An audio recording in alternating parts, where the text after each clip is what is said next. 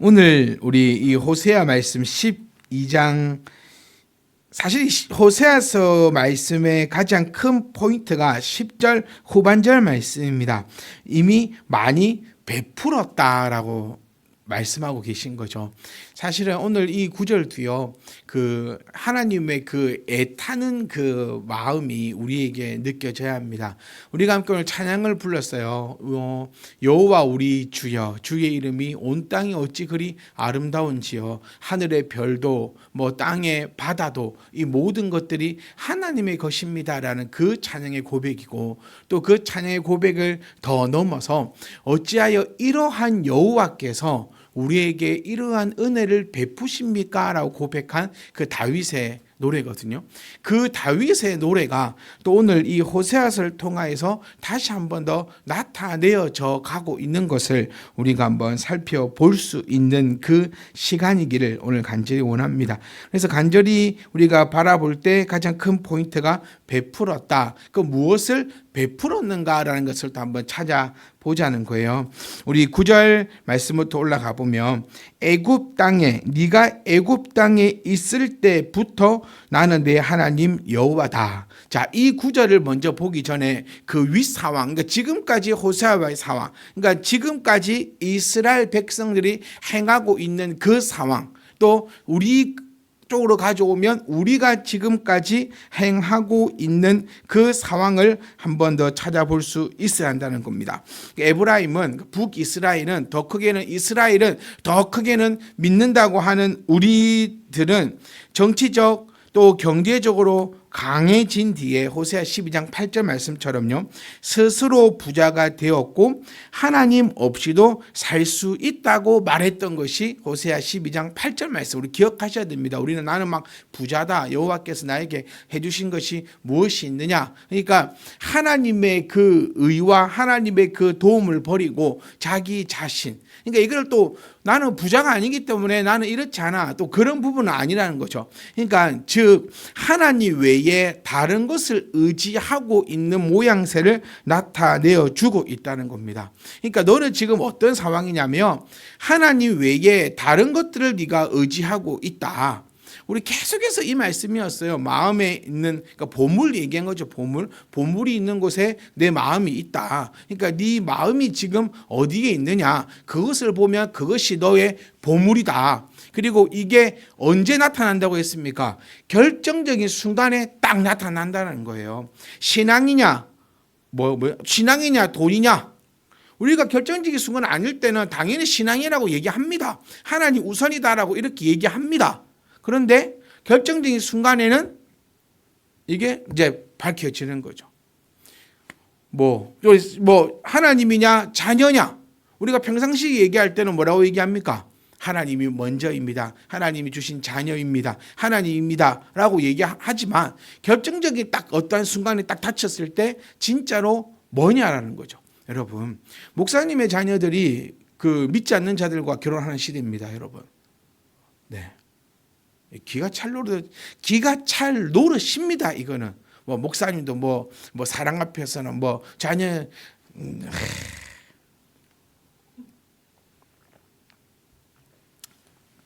저도 자녀를 키우고 있는 입장에서 네, 뭐라 할 수는 없겠지만 그래도 뭐라 할 수 없는 게 있고 있는 게 있는 거예요. 네, 자녀 직장을 앞에 두고 신앙 따위는 필요 없다라고 얘기하는 게 어쩌면 부모일 수도 있거든요. 그게 결정적인 순간인 거예요.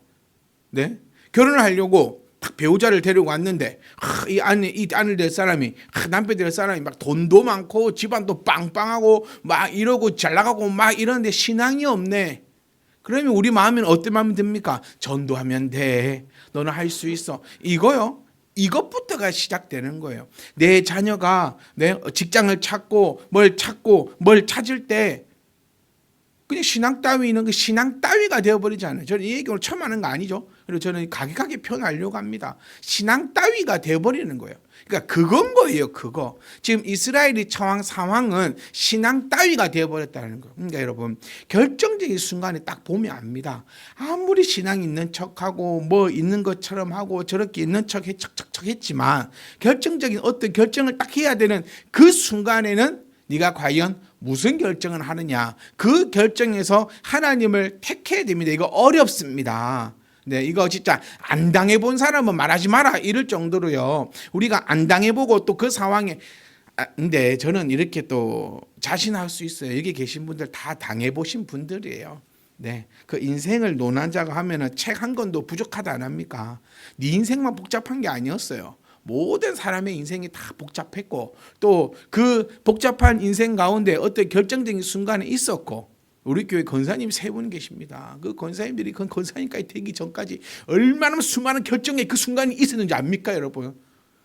제가 시간을 들여서 앞에 세워만 드리면 한 2박 3일을 얘기해도 다 못할 또 뭐 권사님들 뿐입니까? 뭐 집사님들은요 40세 50세 살아가시면서 그 인생의 그 굴곡에 그때 결정해야 될 때 그 순간들이 얼마나 많았냐는 겁니다. 그런데 망하지 않고 우리가 이렇게 행복한 길을 걸어가고 있다라는 그 증거는 바로 내가 그 결정적인 순간에 하나님을 택했음이라는 겁니다. 이게 열매인 거예요. 그런데 내가 행복하지 못하가 불행하다라는 안다고 내가 고백이 된다면 그 결정적인 순간에 내가 하나님을 택하지 못했고 내가 그것을 택하였다라는 겁니다. 성경은 우리에게 분명히 말해주고 있어요. 결정의 순간 여러분 진짜 어려운 겁니다. 저는 쉽다고 하면 누가 그 결정도 아니죠. 쉬운 거는 짜장이냐 짬뽕이냐 이 얼마나 결정이 어렵습니까? 그때 저는 좋은 깨달음 얻었어요. 누군가 저에게 그랬어요. 2개를 다 시키라고. 그리고 먹고 남기면 되지 않느냐. 이제 그만한 돈은 있지 않느냐. 맞더라고요. 지가 비싸봤자 10,000원 밖에 더 합니까? 그럼 내가 한 끼에 20,000원 정도 쓸 수 있거든요. 그러면 그 남기면 되지. 그걸 왜 짜장이냐 짬뽕이냐. 야, 저는 거기서 인생을 배워버렸어요. 네, 야, 맞다. 내가 지금까지 왜 그래 쓸데없는 걸 내 가지고 짬짬을 만들어내고 왜 그런 걸 했을까? 그냥 2개 다 시켜놓고 적당히 먹고 그냥 버리면 되지. 네. 근데 함정은 뭐냐면 안 버리고 2개를 다 먹는다라는 게 좀 함정이긴 합니다. 그러니까 그런 결정인 거죠, 여러분. 결정은 진짜 쉽지 않아요. 어떤 집사님이 하나님을 향한 그 결정을 했잖아요. 그러면 우리는 그 집사님 어떻게 그런 결정을 할 수 있을까? 분명히 그렇게 우리 부러워합니다. 그런데 그것이 절대로 니는 왜 못하는 줄 아세요? 그 사람 어떻게 했고? 여러분, 저 사람 결정은 쉬웠고 내 결정은 어려워서 못하는 거 아니에요. 똑같이 어려워요. 어쩌면 그 권사님, 어쩌면 그 집사님이 하는 그 결정이 나의 결정보다 더 어려운 결정이었을 수 있어요. 그런데 그분들은 했다라는 거예요. 근데 나는 그것을 못했다라는 그 차이가 있는 거예요.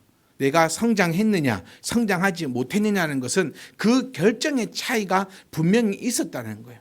그 결정을 했는데 어쩔 수 없이 뒤로 밀려난 거 말고 저는 여러분께 정말 더 격하게 말씀드립니다. 진짜 우리 자녀들이요.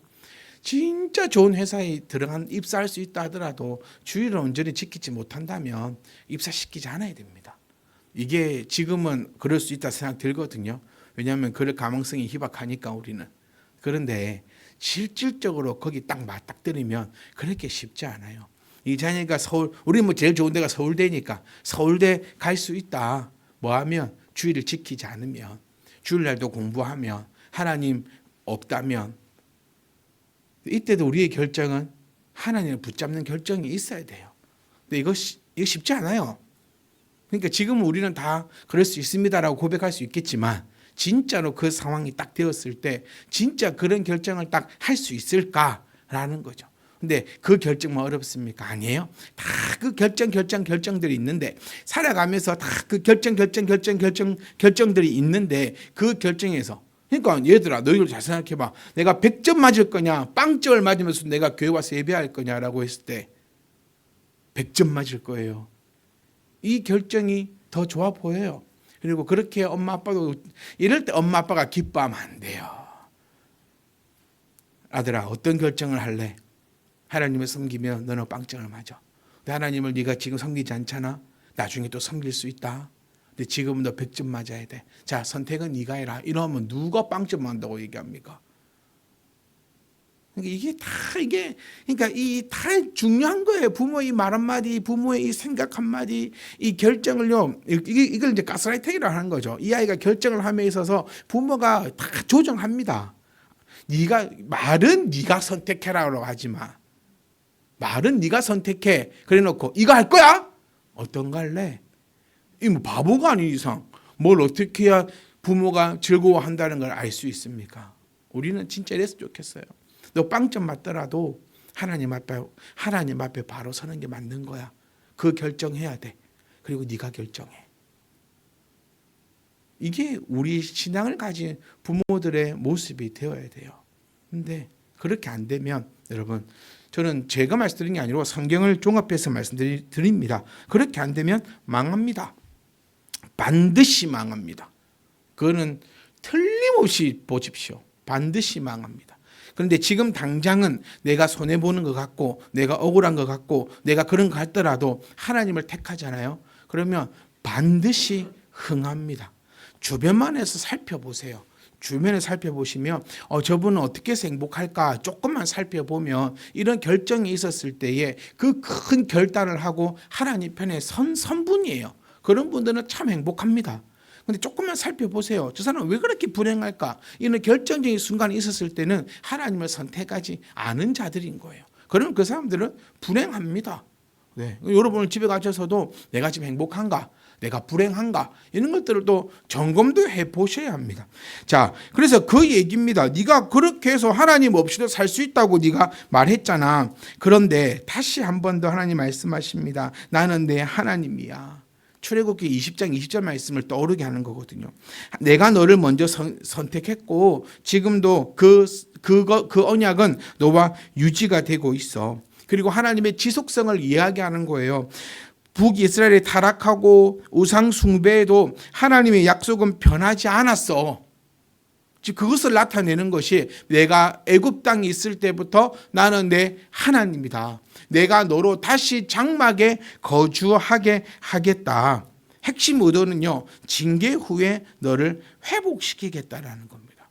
장막에 거주한다라는 것은 우리가 다들 알다시피 초막절을 떠오르게 하는 겁니다. 초막을 지어놓고 절기를 지키는 거죠. 지금도 이스라엘 사람들은 그 절기를 지키고 있다고 합니다. 뭐 다큐멘터리 같은 거 보면은 아주 멋있게 지키고 있어요. 초막 쳐놓고. 그럼 이 초막절의 의미가 뭐냐면 광야 생활을 기억해라. 광야 생활을 기억하라는 것은 네가 어떻게 해서 여기까지 왔는가를 기억해라. 하나님의 은혜. 그러니까 잘 들어봐야 되더라. 우리가 잊지 말아야 될 것은 부모의 은혜라고 얘기를 많이 해요. 부모님의 이제 나실제 괴로움 다 잊으시고 손에는 물 묻히고 그 부모님의 은혜도 절대 잊어서는 안 된다. 그 부모님의 은혜가 이제 생각이 나고 기억이 나면 철들었다라는 건데 그 철들고 나면 이제 은혜를 갚을 부모님이 안 계시다라는 또 그런 철학적인 얘기들도 많이 있더라고요. 그러니까 부모님의 은혜를 잊어서는 안 된다라는 것이 네가 여기까지 어떻게 해서 왔는지 그것을 절대로 잊으면 안 된다. 여기 있는 우리 자녀들 정말 부모의 그 은혜를 잊으면 안 돼. 너희 부모가 너희 코 닦아주고 입 닦아주고 정말 그 은혜를 잊어서는 안 된다. 그 똑같은 거예요. 하나님의 은혜 또한 잊어서는 안 된다. 그 모든 것들이 어떻게 하여져서 이루어졌느냐? 하나님의 은혜다. 잊지 말라는 것이 바로 이 초막절을 의미하고 있는 것이거든요. 다시 얘기하면요. 광야 때처럼 내가 너를 다시 회복시킬 것이다. 너희가 다시 처음부처럼 순수하게 내가 지키는 장막 아래에 살도록 하겠다. 정리해 보면 이겁니다. 회복을 시킬 건데 회개 후에 회복을 약속한다. 그러니까 뭐 하라는 겁니까? 회개하라는 거예요. 회개해라. 근데 회개는 어렵다 쉽다? 어렵다. 그런데 죄값은 반드시 따른다. 요거 두 개도 꼭 기억해야 됩니다. 이 과정을 거치고 난 다음에는 내가 너에게 어떻게 한다? 회복을 약속한다. 그러니까 초기화시키지 않는 거예요. 지금 너희는 가망이 없어. 그러니까 초기화시키자. 이 초기화시키자는 것이 먼저가 회개하라는 거예요. 두 번째는 징계를 받으라는 겁니다. 회개는 어렵다고 했어요. 회개도 쉽지 않지만 징계 또한 어렵습니다. 그런데 이것을 반드시 거쳐내야 한다는 거죠. 그 다음번에 있는 것이 회복을 약속하겠다. 그러니까 이게 도둑놈 심보를 가지지 말라는 거예요. 우리는 하나님 앞에 나와서 하나님 리셋 꼭 누르면 리셋 딱 돼가지고 하나님 처음부터 나 지금 실패했으니까 지금은 안 되겠고 처음부터요. 이게 안 된다라는 겁니다. 그러는 애초에 뭐 하지 말자고 외칩니까? 애초에 죄짓지 말자. 애초에 우상숭배하지 마라. 애초에 하나님 외에 다른 거 섬기지 마라. 애초에 결정할 때 하나님 뜻에 맞는 그 결정을 해라. 뭐 할 때? 애초에. 그렇다면 뭐도 필요 없다. 회개가 필요가 없다라는 거예요. 그럼 뭐도 없다. 징계도 없겠죠. 그러면 다시 회복할 필요도 없고 우리는 그 회복 가운데 늘 보호 가운데 살아간다는 얘기입니다. 그러니까 다시 말하면 너 회개하라는 거예요. 지금 이스라엘 백성들에게 회개하라는 겁니다. 근데 회개는 뭐라 했죠? 쉽지가 않아요. 그래서 안 하는 거죠. 어렵지 않습니다. 자, 그러면 회개하면 내가 너와 다시 관계를 맺어가겠다. 그래 제일 필요한 게 뭐다? 회개다. 회개는 뭐 하는 거다? 모든 것을 다 끊어내는 것이다. 그래서 어렵다. 그런데 꼭 해야 한다. 이제 10절 말씀입니다. 세 가지 표현의 의미가 나오거든요. 여러 선지자에게 나는 말했다. 그렇죠? 선지자에게 말하였고 그 다음에 이상을 많이 너에게 보여줬다. 그리고 비유를 통했다. 그러니까 이 세 개를 내가 너희에게 베풀었다라는 겁니다. 자, 하나님께서 제가 올해 지금 연말을 가면서 여러분께 좀 강하게 말씀드리고 있는 게 있어요. 지금 이 시간이 마지막이다. 막차다. 이 표현이요. 이제 버스 문 닫는다. 이제 끝난다. 지금까지 회개치 않았다면 더 이상 기회가 없을 것이다. 그러니 이 연말을 비롯해서 회개해라. 회개해라. 진정한 회개를 했다는 것의 증거는 뭘까요? 진정한 회개의 증거는 다시금 돌아가지 않는 것입니다. 어떤 걸 비로 들어볼까요? 하나님의 것을 내가 도둑질했다. 시간이 되었든 물질이 되었든 생각이 되었든 하나님의 것을 도둑질을 했다. 그러면 여러분 깨달아야죠. 왜? 하나님께서 선지자를 통해서 말했잖아요. 하나님과 도둑질했다. 도둑질하지 마라. 시간이 되었든 물질이 되었든 뭐가 되었든 그렇게 너 했지 않느냐라고 말을 했어요. 그리고 여러 이상들을 보였고 그리고 비유적으로 통해서도 말했습니다. 얼마나 많은 비유로 얘기했습니까? 그렇게 비유로 얘기했어요. 하나님이 뭐랍니까? 그러니까 이제는 없다는. 내가 이만큼 너에게 베풀었지 않느냐. 그럼 내가 먼저는 듣는 거죠. 내 하나님 것을 도둑질했구나. 깨달았어요. 그 다음에 필요한 게 뭐죠? 회개입니다. 회개. 회개입니다. 회개는 힘들어요. 왜 힘들까요? 이제는 안 해야 되거든요. 쉬워요. 생각해보세요. 하나님 걸 내가 도둑질했어요. 그럼 앞으로는 어떻게 하면 되죠? 도둑질 안 하면 돼요. 근데 도둑질 안 하는 게 쉬울까요? 어려울까요? 어려워요. 지금까지 헤쳐먹다가 이제부터 하나님 것을 시간이 되었든 물질이 되었든 생각이 들었든 그걸 하나님께 드리려고 하니 아깝고 뭐 시간도 없고 뭐 돈도 없고 힘들고 어려워요. 그러니까 사람들이 뭘 안 합니까? 회개를 안 하는 거예요. 이거 회개 안 한 거예요. 하나님 제가 잘못됐습니다. 하나님 것을 도둑질하고 살았습니다. 하나님 말고 우상을 섬겼습니다. 용서해 주세요. 오케이. 그 다음은 회개를 했다. 왜 어렵다? 회개의 과정이 어렵다라고 말씀드리는 것이 그러면 다시는 그걸 안 해야 되거든요. 그런데 그게 안 해지냐라는 거죠. 그게 어려운 거예요. 그겁니다. 그거. 그것이 우리가 가능했냐? 여러분 가능하셨던 분들은 행복하게 삽니다. 이거예요. 이거. 그런데 안 가능하신 분들은 안 행복할 거예요. 왜요? 공의의 하나님이시니까요. 제가 의사들을 보면서 니들은 돈을 좀 많이 벌어도 된다는 생각이 들어요. 생각을 해보세요. 어릴 때부터 놀러 한 번 못 가고 공부만 하는 사람들 아닙니까? 대한민국 1등들이 의사하거든요. 우리나라는 1등하면 전부 의대를 가고요. 중국은 1등을 하면 전부 공대를 간다고 합니다. 그러니까 그 사람들은 돈을 많이 벌어야 돼요. 왜냐하면 얘들아 너희들처럼 놀지를 못했어.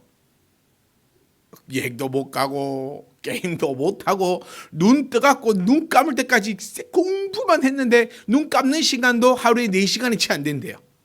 그럼 24시간 중에서 20시간을 공부를 한 사람들이에요. 그런 사람이 하나 있고, 어떤 사람은 20시간 놀고 4시간 공부하는 사람이 있다고 칩시다. 그러면 이 사람이 성장을 했어요. 똑같이 돈을 벌면 될까요? 안 돼요. 의사가 된 사람들은요, 가예비에, 학원비에, 오만비에 그 비용도 엄청 들어갔던 거예요. 그런데 공부 안 한 친구들은요, 가예비도 안 들어가, 학원비도 안 들어가, 아무것도 안 들어갔어요. 그런데 빠바방 어린이 돼가지고 의사들 보고 니들은 돈을 너무 많이 번다, 못됐다, 어쨌다. 이거는 불공평한 세상인 거예요. 이거 좀 어려울 수도 있지만 이렇게 생각하시면 돼요. 하나님은 공의로우신 하나님입니다. 그러니까 그만큼 공부했으니 그만큼 받아가는 거고, 그만큼 니는 놀았으니 그만큼 커서 못 받아가는 거예요. 이거는 사회적 그건 거지. 이게 싫으면 공산당으로 가야죠. 아니, 공산당이 아니고 사회주의로 가야 되는데 요즘에 이런 사회주의가 없습니다. 사회주의도 전부 자유주의 시장이 되다 보니까. 그러니까 열심히 노력한 것만큼 우리 대한민국 그 노래 있잖아요. 무엇이든 될 수가 있고, 그 있잖아요. 우리 대한민국, 그 무엇이든 될 수가 있고, 무엇이든 될 수가 있죠. 근데 뭘 해야? 고생을 해야, 노력을 해야. 방바닥에 들어누워 있으면 아무것도 안 되는 거예요. 똑같아요. 하나님 앞에 열심히 한 사람은 하나님 앞에 복을 받아야 되는 거고, 하나님 앞에 그렇게 안 한 사람은 하나님 앞에 복을 안 받아야지 그게 공의로운 겁니다. 이게 하나님의 법칙이라는 거죠. 여러분, 우리가 왜 이렇게 행복합니까? 저는 이 전제가요, 이렇게 말씀을 나눌 수 있는 그 전제가 있어요. 여러분들이 지금 전부 다 하나님께 다 도둑질 해먹고 있고 막 그러면 목사님 이 말 못합니다. 왜냐하면 서로 힘들어요. 뭐냐, 도둑놈한테 어떻게 니 도둑놈이라 이렇게 하겠습니까?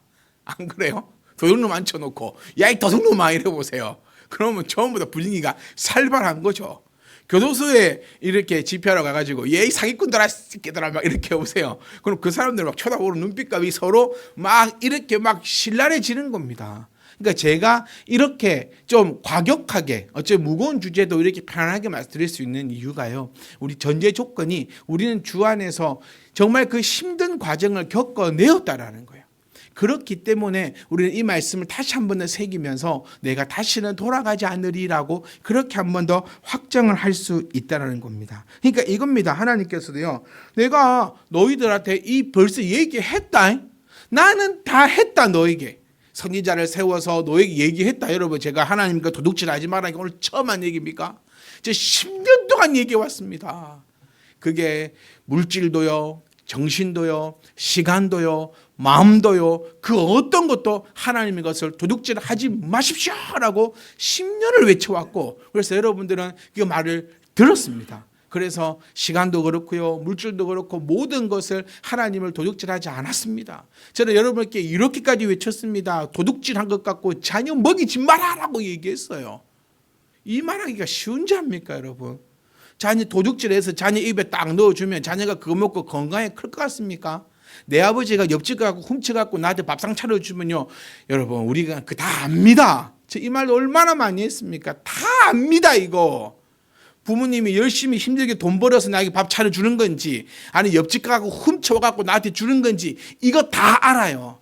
그 열심히 일해서 아빠가 차려주는 밥을 먹는 자녀들과 훔쳐와가지고 자녀에게 먹는 그 자녀들이 성장했을 때 똑같이 훌륭한 사람으로 자라날 수 있을까요?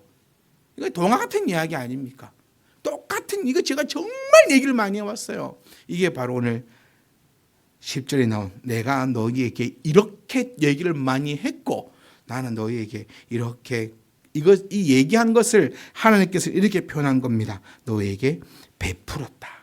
즉 다시 말해보면요, 하나님은 출애굽할 때부터 너희를 버린 적이 한 번도 없다라는 거예요.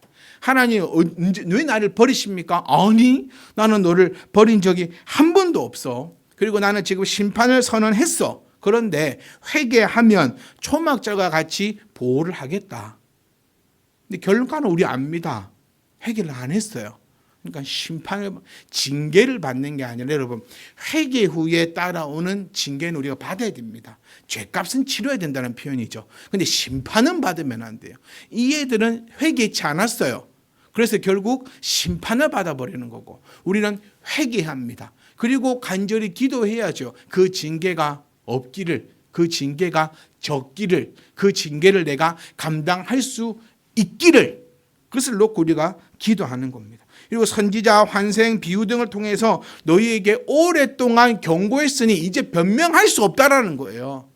그만큼 도둑질하지 마라. 그만큼 우상 숭배하지 마라. 내가 이렇게까지 얘기했으니 이제 너는 변명할 수가 없다. 내가 너를 심판할 것인데 그 심판에 하나님 저에게 경고라도 한번 해주시지요. 이런 말 할 수 없다. 얼마만큼 많이 얘기했느냐.